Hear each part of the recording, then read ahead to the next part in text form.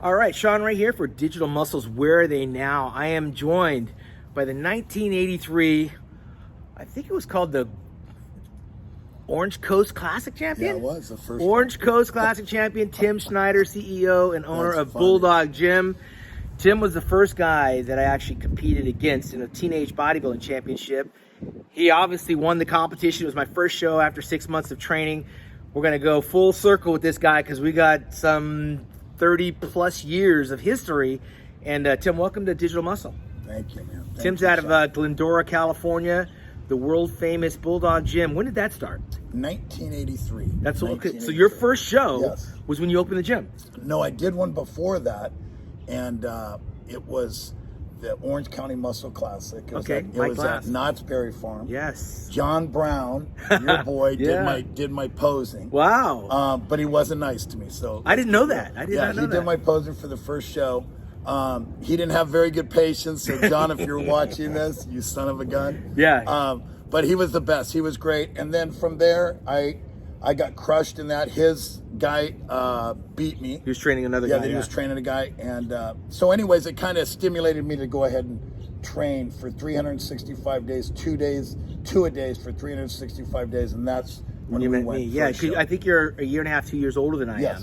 I know, because I remember I was 17 years old. We're at Newport Harbor High School.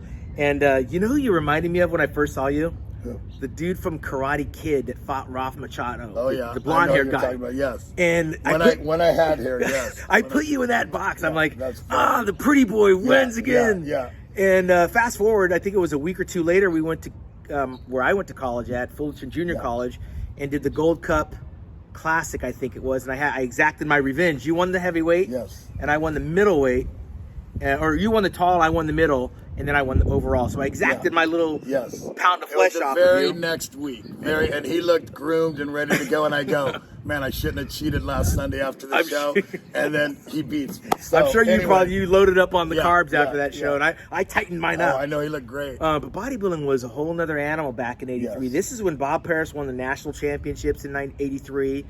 We heard the names like Royal Littlemeyer, Samir Banu won the Mr. Olympia in 1983. What got you involved in bodybuilding? You know what? The first time I ever thought about it was I got out of high school, and my girlfriend at the time, I'm going to make it simple, but at the time we went shopping. She was sick of seeing me in the same Levi jeans, so she said, I'm going to buy you a pair of jeans. And I said, okay, no problem. I went. They measured my waist. And at the time, I had ballooned up to about 240 pounds, but I was training. You're a big teenager. Yeah, I was training. Yeah. And the next thing you know, I said, I'm going to start dieting.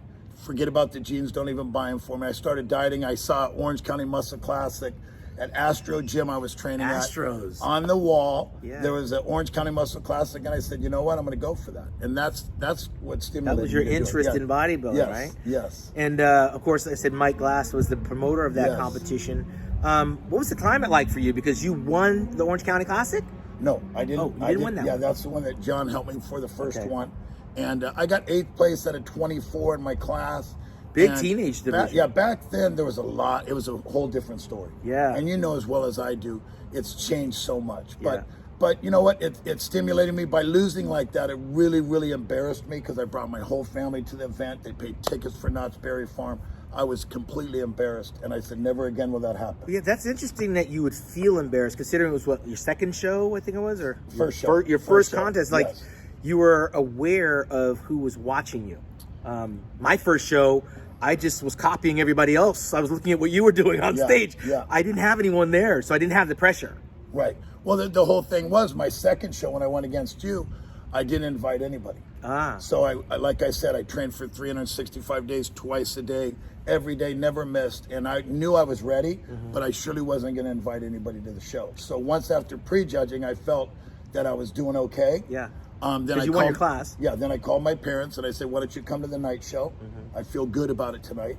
And they came down from my night show, and that's how it kind of started. Were you aware of the other teenagers? Like, I remember Jim Beasley. I heard names like Doyle Washington and Victor Richards back in the day. Were you aware of the other teenagers around the country, or were you just focused on your Yeah, little... no, you know what the whole thing was is Doyle beat me in my first show, so I knew all about him. Okay. Jim Beasley was kind of after me and you had gone for some shows. Yeah, you're right. And then I started seeing him around at different shows, and I said, that guy looks really good. Yeah. I knew that Victor Richards was coming out. Yeah. And he was another guy that used to train at my gym also. He'd come around all the time and train there. But I wasn't, you know what, I was so focused on what I was doing, I wasn't really looking at too many people. The only person I remember is Sean Ray, because I knew from that point you took off. Yeah, and speaking of that, so I bounced around to a lot of different gyms, and somehow years later, my parents got divorced in '83 when I was in high school. I moved up where my mom lived in Walnut in 1985. Now, by then, I'd won the Teenage Cal, the Teenage America, and the Junior World, but I stumbled into your gym when I went to college in '86 at Mount Sac. Right. And I wasn't really even aware that you were a gym owner, that I read it in writing, and now I'm at your gym.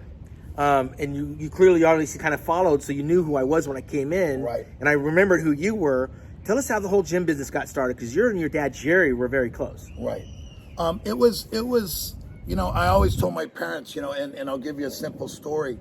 When I was 12 years old, I wrote in a girl's yearbook that you're going to come into my gym someday. When I opened it on grand opening, I was 12 when I wrote that. Wow. I said, you'll come to my gym someday, have a cool summer. She brought it into my grand opening, gave it to me, and said, do you remember writing this? Holy I said, no. crap. So I believe that God always has a plan for everybody. I chose not to go in that direction with the Lord back then. Yeah. But I believe that, you know, the Lord has a gift for everybody. I think that was something I always wanted to do. My parents knew that. And I connived my dad into opening a gym. We put up our house on it. It wasn't like we had tons of money. I kept on telling my dad, you know, every weekend I would go to church with him on Sundays when I was a Catholic boy. And, you know, I'd tell my dad, hey, Dad, I want to open a gym. I know I can do it. I said, I have a lot of followers. I have a lot of people that believe in me right now. I've won a contest. I said, we can do it. So he said, here's what you're going to do. You go find a building. I said, okay. So I started looking around, went out to Downey, went all over the place looking for buildings. I found something in Glendora, which is where we are today. I said, I found a building. He goes, find equipment. So he was kind of checking me out, but I was so determined to get it that I kept going. So I found an equipment company. I came back to him with that. He said, okay. How many square feet was that gym? 4,100. Yeah, it wasn't a big gym. Right. I'm still trying to figure out how I bounced around. I was on all the gyms in Orange County. When I wound up in Walnut and in West Covina and Glendora, somehow I stumbled into your gym, and it was a very welcoming place. A lot of people have come through your gym. Dwayne McConnell, I think. I remember him. He still comes in periodically to visit. Jimmy Sims. Jimmy Sims, yes. He The still little guy comes that by. worked for you, Jimmy Pompoko, Jimmy. yes. Gil. Yes. Gil became like a famous investigator, didn't Well, he? now he's actually the security. He runs all the security of the Calvary Chapels in Costa Mesa. Wow, that's a big deal. He was just bodybuilding back in the day. Yeah. Some other people come to your gym that you I mean, Bob Paris has been there. Victor Richards used to train there all the time. The Barbarian brothers have been there. So many. Troy Zuccolata was there. I mean, many people have come in. Mike, who was that guy back in the day? Mike. When we get older, is it Mike Christian? I don't know. No, not Christian. But anyways, many pros have been through there. Many people have been through there. Well, let's fast forward, because now I come in your gyms, 1986. I think I just got second in the junior nationals in New York, Niagara Falls with my buddy Bob Ciccarillo, and I was training for the Mr. California in '87, and then of course that was in May, and then the nationals in November, both of which I won, and I started kind of promoting your gym a little bit. I was wearing the Bulldog gym shirt that you had, and you were starting to expand. I'm not sure what year did you go into Irwindale. You remember when that was? We won in 1988. Yeah, so it was right after that. So I just won the Nationals, turned pro. You expanded into Irwindale. You're juggling these two gyms. Yes. It seemed like you had a lot on your plate. You were growing pretty fast. Yeah, it was going really good. And we used Sean, too, for our clothing. He repped our clothing. We put it in Iron Man magazine. It went real well. And then I tried to go, okay, now I'm going to make my own. Crazy Wear was out and all these different companies. Lots of clothing companies. So I said, I'm going to make the big baggies. I'm going to get all the fabric, the elastic. And I got ahead of myself. A lot of work. So I realized that get a blank shirt, print it, and double your money on it. You know what? I didn't ask you, and we trained a few times together, but I never asked you, when did it end for you? When was the bodybuilding portion of your life, competition-wise, done? What year did you throw in the bag? As soon as I opened Irwindale, okay, I knew that I wanted to open more gyms. That was 1988. I just kind of said, you know what? I knew that when I went for the USA, after I won the Junior Cal, I went for the USA. I went down to Las Vegas and went to that. And I just knew. Yeah. I said, I knew I was a hard worker, but I didn't have the genetics. I wasn't the Sean Ray genetics. I wasn't some of the genetics that the pros were. And I knew, you know what, Tim, you're going to hurt yourself. But you're a bigger guy. How tall are you? About 5'11". For bodybuilding, it was big Yeah, back in those. yeah. I mean, Lee Haney's only 5'11". Yeah. And I just knew. You kind of know that you don't have the genetics for it. Yeah. And I didn't want to jeopardize my body. I already had 2 hip replacements. I've had 4 stomach surgeries now overall, you know, trying to hang in there. And Post still bodybuilding. Yeah. Okay. Yeah, post bodybuilding. But during bodybuilding, you know, I just knew. I knew I wasn't that genetically gifted guy. I knew I could work hard with anybody. Yeah. But you know, back in the day, I thought it was all about going heavy. Yeah. You know, I didn't know that, you know, you pump the muscle properly. I used to hear Arnold say that all the time, but I never believed it. Yeah. I always went heavy on everything, and I got hurt from it. Yeah, I think that's kind of what happened with Dorian Yates, even Ronnie Coleman, guys that believe in the strength and the power, forget about the maintenance mode, because it's hard. It's a mindset to slow down, take your foot off the gas, and just exercise, because you're used to training, and it's all or none, right? Right. And that's where injury can kind of present itself. And obviously, it came for you a little bit later on. When did you start feeling these aches and pains? How long after bodybuilding? You know what? I always felt a little bit in my hips. I always thought it was just I was tight. Yeah. You know, but I didn't believe in stretching, you know, back in the day. Now I do. But back in the day, I didn't stretch. I would just go, maybe touch my toes a couple of times and start training. Yeah. And you know the way it was. I used to watch you. One thing I say about Sean and the way he did things, he was very precise. I would watch him train. And everything was eccentrically, you know, moved right. Yeah, and it was nice range of motion. We used to do things with 115-pound dumbbells, swinging them and doing, and we just trained outside ourselves. You got to remember, when you own a gym, I'm there all day. Right. So I was constantly overtraining. Not enough rest. Yeah. Along the way, Tim, you went through some trials and tribulation. Oh yeah. A lot of people in our sport have gone through a lot of stuff. Some of them don't come out on the other end. Right.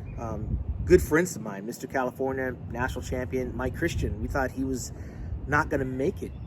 Very colorful career. You talked about his successful platinum everywhere, went to the WBF. I used to travel with him over to Germany. He did a lot of things and influenced a lot of people. Got caught up in drugs and went the wrong way. Right. And we didn't think he was going to come out. Thank God he's good now. Happily married out in Texas. Inducted into the Muscle Beach Hall of Fame, which is no longer. They canceled Muscle Beach. But along the way, you struggled, and you had a family. Yeah. Along the way, tell us a little bit about that journey. Yeah. You know what? I as soon as I lost Irwindale, Yeah. and I lost that location. Was that on a 2-year run, or? It was. We were there 3.5 years. Okay. And you know, I just got in the building. I thought the Raiders were coming in. They didn't. We signed a contract. We were green on, you know, contracts. We didn't hire lawyers for that. Now I do. Yeah. But it was something that we didn't know about business. You know what I mean? We knew we worked hard. We knew we had some money in the bank. Yeah. We knew we were going to open this gym. We thought double the square footage, double the money. It doesn't work that way. So anyways, we got into something that was tough. And you know what? I chose a different path. Once I started losing things in my life, I didn't know what direction to go. So I chose, instead of being good and going towards the Lord's way, I went the opposite way. And I went the dark side. And I really got to a point where you know, I lost everything in my life. And bodybuilding wasn't a part of it. You weren't training on a regular, or were you? No, I was training once in a while. Okay. It was while maintaining the gym. Yeah. You're training once in a while. Yeah, and then once I lost Irwindale, I went back to my first gym, which was the one in Glendora. Your dad helped you hang on to that while you were going through this? My dad was still working that gym. Yeah. And he had brought on like a partner, because I said, well, you know, I don't need any more. We're going to open other ones, blah, blah, blah. And the next thing you know, I tried to go back, and my father said, you know, you can't come back unless you buy me out. Wow. And was that a bitter pill to swallow? Yeah, there was a lot of things that happened. Your dad helped you get your first gym. Oh, yeah. Now he's telling you, I don't want you in the gym. Right. Well, I burnt bridges, you know, and that's one thing I did. I burnt bridges with my family. It took a long time, until about 8 years ago, where I reconciled with my whole family. Yeah. You know, I changed my life. I gave myself to the Lord. And hold on, changing your life, that's a big thing. It's like changing your physique, right? Yes. And changing your mindset, your thought process. And most people got to hit rock bottom. Yeah. And work their way up and rebuild themselves. I've heard about a lot of people that actually find the Lord, or the Lord finds them. They're broken. Yes. And don't have anything. They're kissing the curb, so to speak. Right. And have to claw their way back up. Were you resisting any kind of help along the way? Yeah, I never wanted help from anybody. You know, when you're down in the dumps and you're going the dark side in the bad way, you think you're doing everything right. Yeah. See, I never thought I was doing anything wrong. You know, even though I was into drugs, I was into gambling, I was into pornography, I was into all these different things, that I lost my first marriage, and then I got really, really bad with drugs. But it was a little bit later than my first marriage, you know, after I lost that marriage. Right. Because then I kind of made a rebound at my gym in Glendora. I started training many athletes, a lot of pro athletes. I trained Jason Giambi. I used to help Mark McGuire with certain things. And I started training more athletes. I got out of the bodybuilding world and I said, I can make a living doing this. So I started doing really good. But in the process, I chose to start doing painkillers. And painkillers will lead to other things. Yeah. You know, and then what I had is I had a pharmacist friend. I'm going to throw this out because I'm going to be truthful right now. And I would get everything from him, and I had a big time operation going, doing really good with that. And I was doing it. I didn't care too much about my gym. I cared about that. Yeah. You're chasing the money. Yes. And also, obviously your user at the same time. Yeah, exactly. So no moral compass, no one there to kind of like. No. Not one bit. Not one bit. Alienated yourself from the family at that time? Yes. When you're on drugs, you do. And I got to a point where then I lost that guy, got busted. I lost my connection. And then from there, I had to say, okay, what am I going to do? Yeah. So from that point on, that's when I went really, really deep. Yeah. And I went so deep that I remember this. This is how I really remember the whole story. Is I was always going down to Venice, and I was driving a beat up car. I always was, you know, paying my last payment with my money, whatever I scraped up from the gym. What was in Venice? Gold's Gym or? Well, that was it was like I was going back to the past where I loved it so much. Because I would go to Venice once in a while. Right. But I really enjoyed going down there for the day and training, and then going to the restaurant down there by the gym. Firehouse. And I loved it. It was just, and I went once in a while. I didn't go all the time. Then you started going more. Yeah, then I caught myself going all the time, and I was going, what is going on, man? I'm just, you know, and I would look on the right side of the sand, and I'd see all the people that were pretty much homeless. And on the left side, you would see all the shops, and I'd say, well, these people are making money. And I was saying, am I getting close to this side over here where I feel near death? Yeah. And I really did. And one day I was out to Venice, and I would go to this certain spot where I'd lay out all the time. And I grabbed my chair on a Sunday, and I was walking out there, and I was walking to the spot I normally go to, and I was walking. I still have it to this day. I found a little wooden cross, and I picked it up, and I said, Lord, are you saying you still, the wretched man that I am and the person that I am right now, I'm a horrible person, guy. I go, you want to help me? And I picked that cross up, I stuck it in my pocket, and I went to my gym. And there was a guy that was always in a good mood, and I said, hey man, I'm having some things happen, you know, with the Lord. And I was at the beach, and I told him that story, and all of a sudden I said, man, you're always happy. I said, right now, I'll do anything to feel peace. Yeah. I told this guy, I said, would you be willing? I know you train people at this other gym. I like your style. I'll give you half of my gym if you help me. Okay. And the guy said, I can take you to my brother, and we can talk to him about it. You know, I don't know if I want to do business, this and that. So he takes me to his brother. Well, this guy, his name is Sam Malouf. It wasn't his brother, it was his brother in the Lord. So I go to this guy. Okay. This guy talks to me. And the next thing you know, he's saving my life. And he cleaned demons out of me, which I don't care what anybody says, there's demons in this world, and I had many of them. Mm-hmm. And he stuck his fist in my stomach and drove it up as far as he could in my stomach and prayed over me for 30 minutes. I've never been the same since. I've been molded. I was on every kind of drug. I was on 9 different types of drugs. Were you on the drugs for pain? I was on pain in the beginning. Yeah. And then I would take drugs just when I was down and out. Yes, when I was just down. If something was going wrong, say when I went through my first divorce, I was taking drugs when I didn't win in custody of my kids. Yeah. And this and that, and then I just kept on more and more and more. And instead of going positively, I went the negative route. I'm an addict. Yeah. I have ADD, but I have ADD-ICT. I'm an addict. Mm-hmm. And the thing is, you know, when I trained, that was my addiction back then. Right. So I used that training. And then it's gone. Yeah, then that's gone. So I was kind of feeling like I don't have a life anymore. Yeah. You know, but the drugs and everything else was something that got me so deep. And when I picked that cross up, and then when I went to this guy to cleanse me, I haven't been the same since. It's been 8 years now. You know, the Lord has molded me. He's had to work with me along, you know, because I'm a very stubborn person. Yeah. But what I realized through this all is, if God's not in it, you can't start something. But if God's in it, you can't stop it. Yeah. So I would constantly be doing things with not godly people and people like that, and I was getting crushed in the world's way. And I really did get crushed in the world's way. Now I'm helping kids. I have a Bible study at my gym twice a week. I go around helping people. I go to churches now and speak. I just spoke for a conference with a vitamin company. I told the guy, I can talk about your product, but I also have to talk about the Lord too. I said, okay. And he said, no problem. And it's all these things that are happening. That's why I know today is a divine appointment, because on the bottom of my card now, it says saving souls through exercise. Yeah. And if we can touch anybody by talking today, to help a soul today, I don't care if it's one person out of anybody watching today, then I feel like I did my job. So the armor of God is what you have around you. You're now surrounding your people that are walking similar walks, and at least you're teaching people, yes, and showing them there's a better path. So it's accountability for you to be surrounded by the same like-minded individuals, or are you also looking for those wayward people? Are you actively trying to change people one at a time, or just showing how the change manifests itself through you? What I do at my gym, because we have all walks of people there, and a church is a hospital for sinners. Yeah. It's just like my gym. When people are coming in, I know we all sin. We all fall short, every one of us. But what I do now, when I see people acting a certain way, or let's say they're cussing or doing this, we all cuss once in a while. But the bottom line, when the Lord works in your life, he will take things away. If I see someone doing something, I'll walk up, I'll wait, because you don't want to just bang them with the Bible or throw scriptures out at them. I'll talk to them in a good way. Right. And then what I'll do is I'll use the scripture of the Bible instead of your own words. Yeah, and I'll show it to them, and I'll say, this is what it says here in Ephesians 4:29 about what comes out of our mouth. Right. Defiles someone. And so I do things like that, but I do it in a nice way.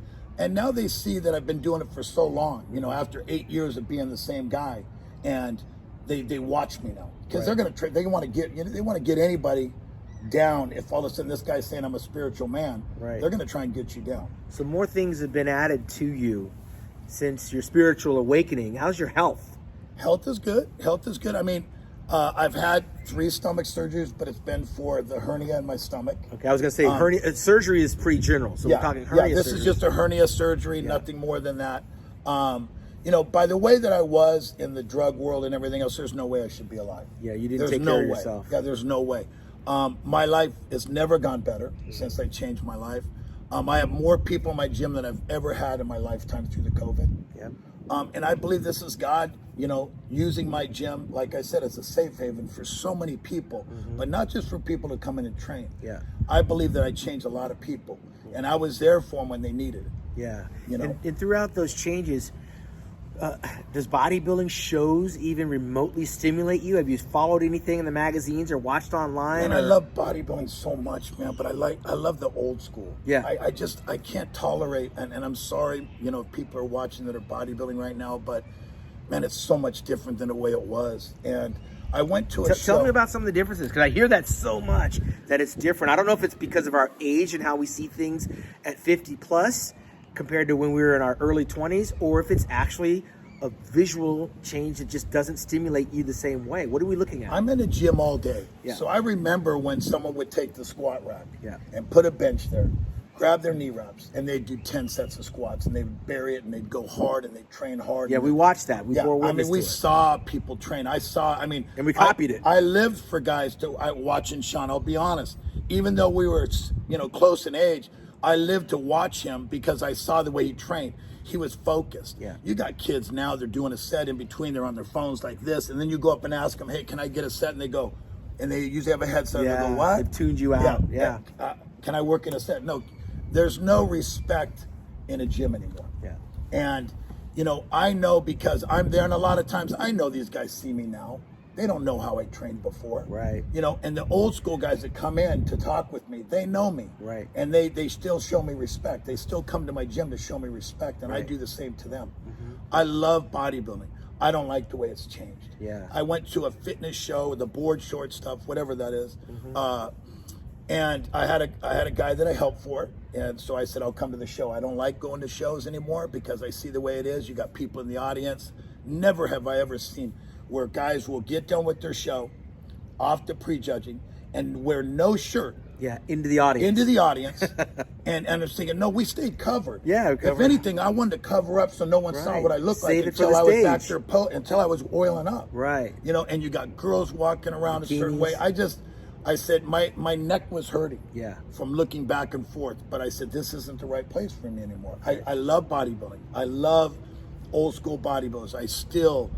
I watch them online. I see things like that, but I can't. It's really hard for me to get. Well, who were some of your favorite bodybuilders? Because you're different. I remember, and I did not know you worked with John in '83. That's crazy. Yeah. Because you were an artistic poser. You took your time.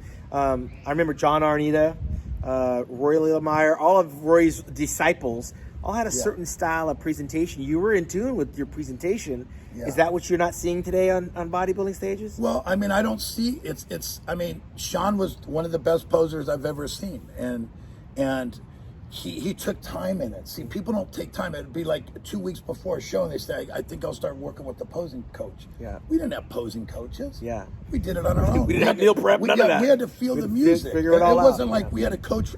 They got people coaching them how to put bronzer on and the tanning stuff. They got a coach for diet. They got a coach for that. Yeah. We just, if we didn't do it right, we didn't do it right. Yeah, you were the artist from start to finish. It was all what we did, which I also appreciate too.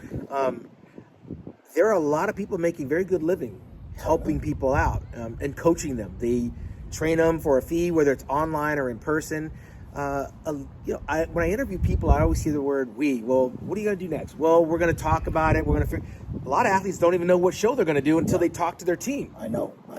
And you know what? I don't have a problem with any of that. Yeah. I don't have a problem with people hustling and making money off having their own team and doing that. I have a guy at my gym that has a huge following. Garrett Hawkins, this guy's done great. And I don't have a problem with any because I know he's honest. Yeah. And I know when he does it right. And I don't have a problem. But I see a lot of these coaches that only want their top 3 guys. There might be 20 people in their arsenal, but 3 of them they're going to really put their time into because they know that's going to make them the most money. And I see these kids coming to us our way and saying, I had a coach over here and they just didn't care about me. Yeah. And that's why I don't train anybody anymore when it comes to shows. Okay. I don't. And if they come to me and they really, and I know they have that old school, because there's a kid that I'm helping right now and he's old school. He comes in with baggy shirts, baggy pants. I just like his demeanor. Yeah. And there's not many kids He's coming to work. Yeah, there's not kids like that anymore. You know how hard we train, Sean? Oh, absolutely. And you were at a different level, but I was just in a level for a short time and then I got out of bodybuilding. But when I was in it, I really lived for it, man. And the gym is still there in its original place. What's the address? 757 East Arrow Highway. How many square feet? Right now it's about 6,500 square feet because we have outdoors now, which I've always wanted to do.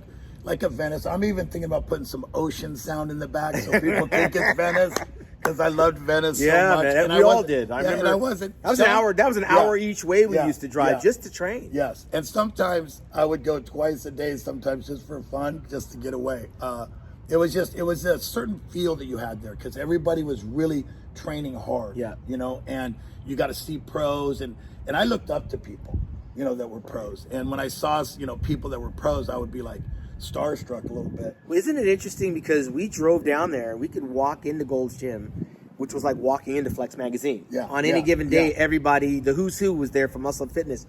But it's easy to lose yourself when you spend too much time there. Like you said, you were going to Venice Beach and then you started spending time outside of the reason you were going there. Yes. Outside of Gold's Gym, you had Firehouse. And then after that, you've got to have some very good moral compass because if you turn the wrong way, you're in the wrong crowd. And we know a lot of athletes that have moved to Venice Beach looking for that bodybuilding glory that turned the wrong way, and it's everything but. Remember Paul DeMeo? Yeah, I know. Rest his soul. He wound up dying of a heroin addiction, but he was involved in a lot of athletes have gone down there and wound up doing everything but bodybuilding. So now that you found your way home, right, and you've been clean and sober how many years? 8 years now. 8 years. You're using bodybuilding more as a tool for ministry.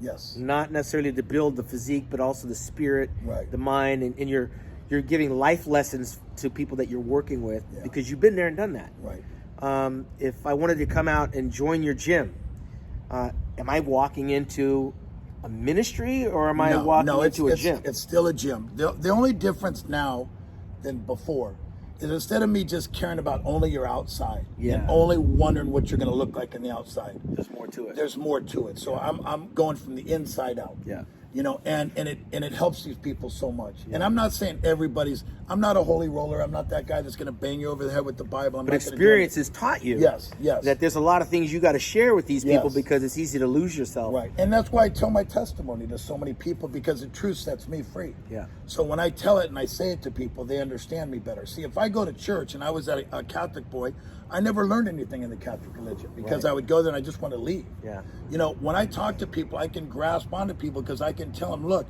oh, you're addicted to porn? Yeah. I was addicted to porn. Oh, you're on a couple different types of drugs? I was on 9 different types of drugs. Right. You know, were you gambling? Yeah, I was gambling so much that I was literally stealing from people to get money because I was gambling every day. Right. So my point is, you know, when the Lord takes over your life and changes you, that's what I want to share with people. Like, look, my life's going better now than I've ever done in my whole life. Financially, everything. Yeah. My relationship with my wife is better than my second wife, but it's the best relationship because we have the Lord in it. Right. You know, so that's what I tell people. I never scare people. Right. Because I know how bad I was and where I am today, and I show obedience to the Lord, and that's what I do. Well, I got to tell you, man, that gym's been open since 1983, 84. That's a long time to keep a business open. Going through the things you went through, your dad is no longer with us. Right. God rest his soul. Were you able to reconcile things before he passed? Yes. You know what? One thing I learned, and it shows in the Bible, and I'm not going to start throwing scriptures, but we're supposed to love our parents. Absolutely. And I wasn't for many years. You know, I always felt like my dad didn't do enough, and they didn't show enough love and all this stuff. But you know what? It's all on me. Yeah. I look back now and I said, you know, that was you, Tim. Yeah. Because I was about I, my, and me, myself. I was a narcissistic sociopath. Which honestly. a lot of bodybuilders are, Yes. by the way. You're not alone. Yes. And you know what? I reconciled with my parents. I had just taken my mom 2 weekends ago, you know, somewhere, and I try to do that, you know, every 3 months or so. I take my mom and my little brother places, and my dad. We really ended good. How about the kids? How old are they? I have two boys and 2 girls. 31, 30, 29, 27. Okay, that's 4 kids, Tim, not 2. Four. No, 2 boys and 2 step girls. 4. Okay. Yeah. And they're doing good? Yeah, they're doing great. They got. What are you now? You're 57? 50, almost 58.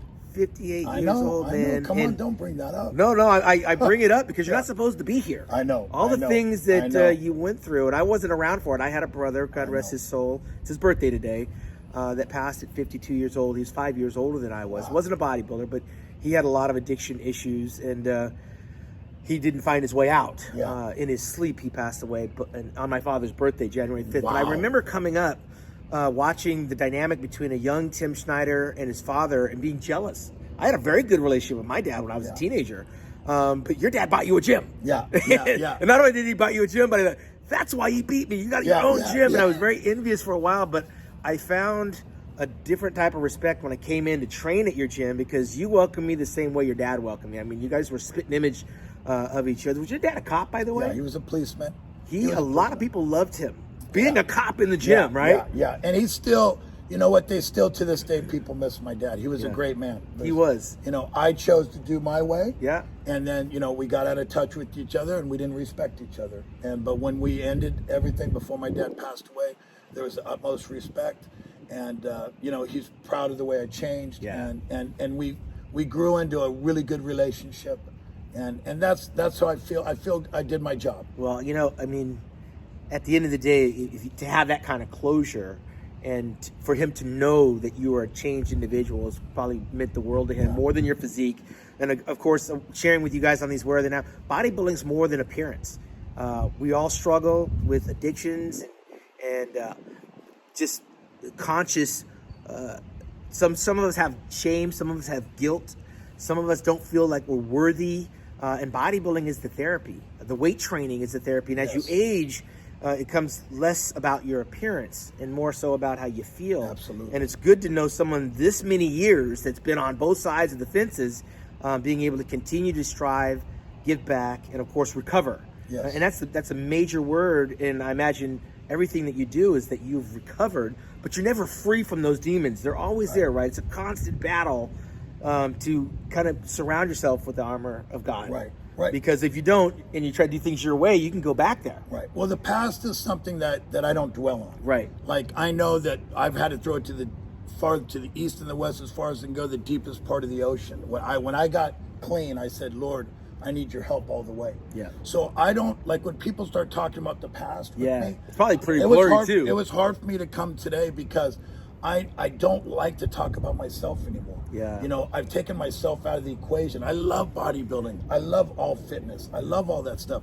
I just don't like the way it's changed. It's funny because there's so many old school, and I don't want to date you. You could say there's a old school. lot of old school people that don't really want to go back there. Right. It was a point in time. It was a footprint, and especially the women. It's not all great memories, right? So to go back in the past and reminisce is one thing, but there's some pockets and some doors that you close them for a reason. Yeah. And that's why I love Where Are They Now, because we can get some glimpses and also share with people that are the future. There's some young people watching this now that can actually probably learn a few things, not to mention because you were there and now you're here. Right. But I love the Where Are They Now because it takes me back to a point in time of innocence, 18, 17 Yes. years old. We have firsts that we will never forget. My very first contest, this was the guy. Yes. How many of you guys out there remember the guy that beat you in your first show? This was the guy. He's still mad about it too. This Don't was kid the guy. yourself. This was the guy Oh my from. God, What was that's it? funny. What did I say? I made a That's comment funny. about the movie with the Karate Kid. Yeah. This was the Karate Kid Yeah, guy. that's The difference funny. was Tim was cool. You weren't. Yeah. You weren't that negative guy in the movie, but you just reminded me of him, and Yeah, that's it's my funny. pleasure to go down memory lane with you. Yes. Good to see that you come out on the other side. Yes. I look forward to you continually growing your gym. Hopefully, maybe one day we could do some things together. Yes. And of course, if you guys want to go down there to Bulldog Gym and check Anytime. it out, it's there. It's where I used to train, where I earned my professional card back in 1987 when I did the Nationals, was at Bulldog Gym in Glendora. Make sure you follow Tim on Instagram at... I don't even have an Instagram. On That's Facebook. That's how old school. No. Where do we find Yeah, you? you Tim? come to my gym. Come to the gym. And then I'll give you everything. You got to come in Okay, person. man. California, Glendora. It's right Yes. next to like West Covina. Bulldog Gym in Glendora, California. I know it's somewhere where you can find the number. Let's go. I know. Sorry. All right. For Tim Schneider, I am Sean Ray for Where Are They Now here at Digital Muscle. Yes.